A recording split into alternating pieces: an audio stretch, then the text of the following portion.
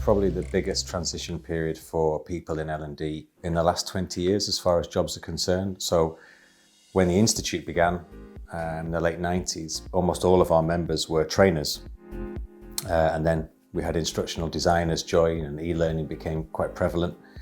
Now there's a myriad of roles and skills and capabilities within L&D. So we're seeing things like data scientists, performance consultants, content curators, content creators, community management. There's so many different things involved because I think we've moved from a very transactional approach to training to the consumer side of it, the learning side. So people are more concerned with the outcomes and how people are learning and how that relates to the business.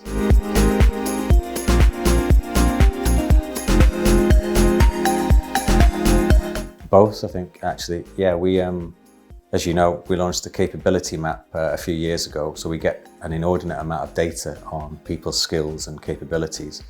And we can identify the gaps amongst people. And the biggest gap is performance consultancy.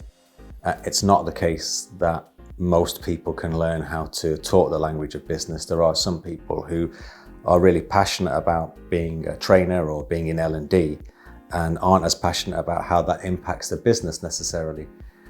But there's a kind of awkward vacuum there in that the business really wants those answers. And if you want more budget and if you want to prove efficacy, then you need to have those skills within your team.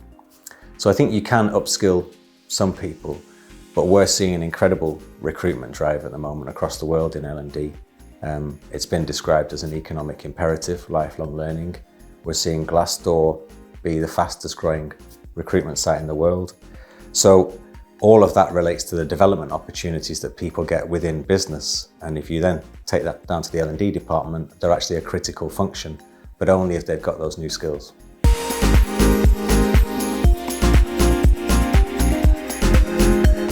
It's not moving as quickly as we would like, I think. There are some really good examples. I was lucky enough to be with some of the luxury retail brands last week at another event. And one of the case studies that was used there was AXA, who've created the Learning Olympics, like a learning games. And it's the competitivity within the organization that has really driven utilization. So everybody's passionate about learning. And I may be slightly wrong here, but I think it was 93% utilization rates.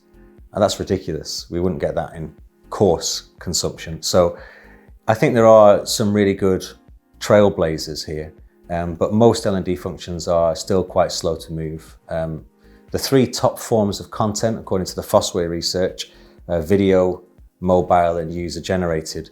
Yet I know that most L&D functions are still building courses. So, you know, the number one challenge that we see from our research is creating a learning culture.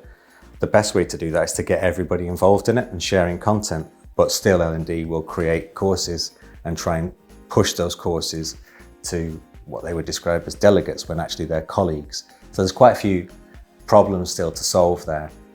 What I am positive about is that we are seeing some movement, whereas in the previous few years, the modernization of L&D was a really difficult issue.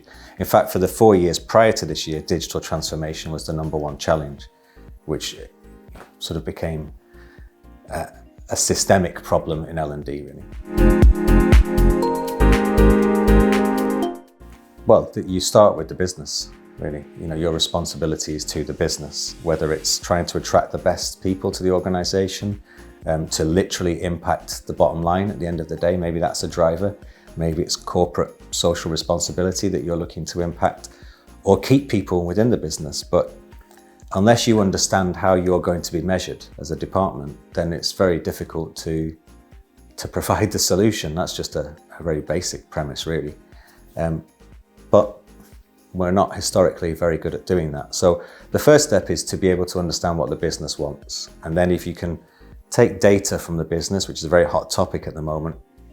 Data isn't information, it isn't knowledge, it isn't understanding. Data is just a series of numbers, really, but that leads to information.